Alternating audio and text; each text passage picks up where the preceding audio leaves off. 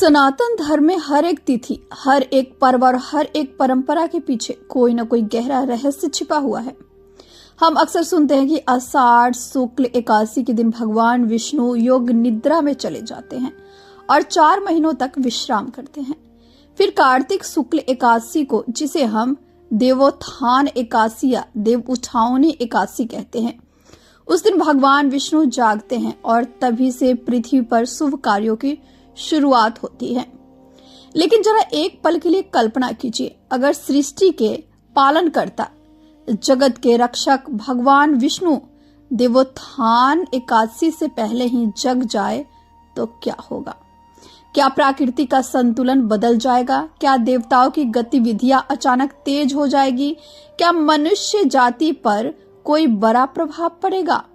और क्या यह सब किसी आने वाले प्रलय का संकेत हो सकता है? दोस्तों, आज की इस कथा में हम इन्हीं रहस्य को समझने की कोशिश करेंगे, एक एक बात को, एक एक शब्द को, ताकि आप भी जान सके कि शास्त्रों के अनुसार भगवान विष्णु की योग निद्रा का रहस्य कितना गहरा है। राधे राधे, जय श्री हरि। कैसे हैं आप सब? दोस्तों, सनातन धर्म में भगवान विष्णु को सृष्टि का पालन कर्ता कहा गया है। ब्रह्मा सृष्टि की रचना करते हैं, शिव उसका संहार करते हैं और विष्णु उस सृष्टि का पालन करते हैं। यानी यह पूरी दुनिया, यह धरती, यह आकाश, यह समय सब एक अदृश्य संतुलन में चल रहा है और उस संतुलन के केंद्र में भगवान विष्णु की शक्ति मानी जाती है। जब आषाढ़ शुक्ल एकादशी आती है, तब कहा जाता है कि भगवान विष्णु योग निद्रा में चले जाते हैं। योग निद्रा का अर्थ साधारण नींद नहीं है, यह वह अवस्था है जिसमें भगवान सृष्टि को एक स्थिर गति पर छोड़ देते हैं। जैसे कोई राजा अपने राज्य को मंत्रियों के भरोसे छोड़कर कुछ समय के लिए विश्राम करता है, वैसे ही भगवान विष्णु देवताओं और प्रकृति की शक्तियों को व्यवस्था संभालने देते हैं। इसी कारण इस समय को चातुर्मास कहा जाता है। यह 4 महीने का समय होता है जिसमें साधु संत अधिक साधना करते हैं, लोग संयम रखते हैं और बड़े मांगलिक कार्यों को रोक दिया जाता है।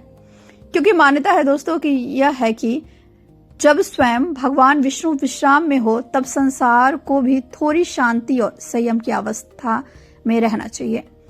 अब जरा सोचिए, अगर यह दिव्य व्यवस्था अचानक बदल जाए और भगवान विष्णु 4 महीने तक योग निद्रा में रहने वाले हैं, वे अचानक पहले ही जग जाए, तो इसका अर्थ क्या होगा?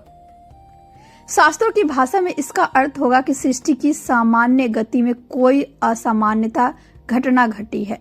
क्योंकि भगवान विष्णु का जागरण केवल एक धार्मिक परंपरा नहीं, बल्कि ब्रह्मांडीय संतुलन का प्रतीक माना जाता है। अगर वे समय से पहले जागते हैं तो सबसे पहला प्रभाव प्राकृतिक पर पड़ सकता है। प्रकृति के नियम, ऋतुओं का क्रम, वर्षा का समय, हवाओं की दिशा, यह सब एक अदृश्य ऊर्जा से संचालित होता है। अगर वह ऊर्जा अचानक सक्रिय हो जाए तो मौसम में असामान्य परिवर्तन दिखाई दे सकते हैं। कहीं अचानक भारी वर्षा, कहीं सूखा, कहीं भूकंप जैसी घटनाएं, क्योंकि प्रकृति उस नए संतुलन को खोजने लगती है।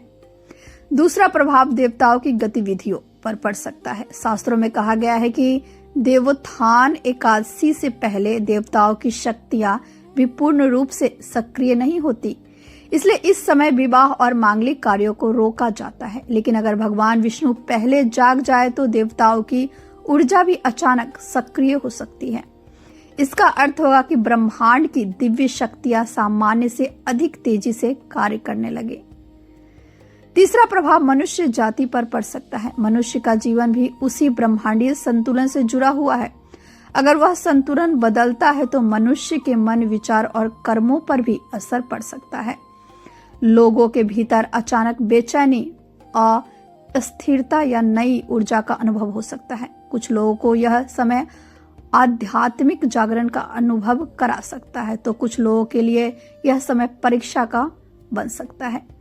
कुछ विद्वानों का यह भी मानना है कि अगर भगवान विष्णु समय से पहले जागे तो यह धर्म और अधर्म के बीच किसी बड़े परिवर्तन का संकेत हो सकता है। इतिहास में जब जब अधर्म बढ़ा है, तब तब भगवान ने किसी न किसी रूप में हस्तक्षेप किया है।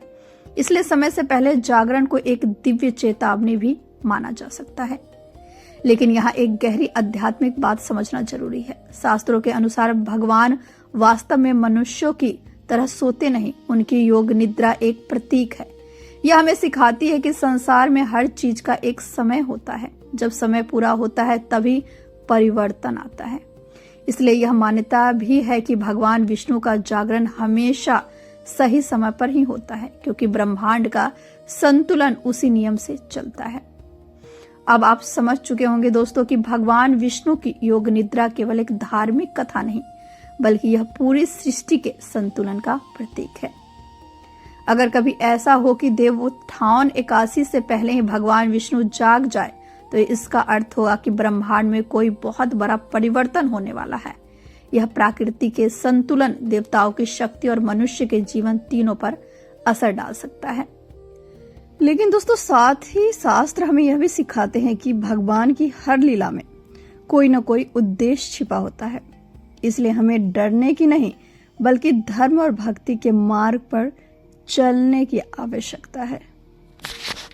तो दोस्तों अगर आपको आज की यह रहस्यमयी कथा पसंद आई हो तो अपने मित्रों के साथ शेयर कीजिए, क्योंकि यहाँ हम सनातन धर्म के ऐसे ही गहरे रहस्य को सरल भाषा में समझते और समझाते हैं। हर हर महादेव, जय श्री हरि।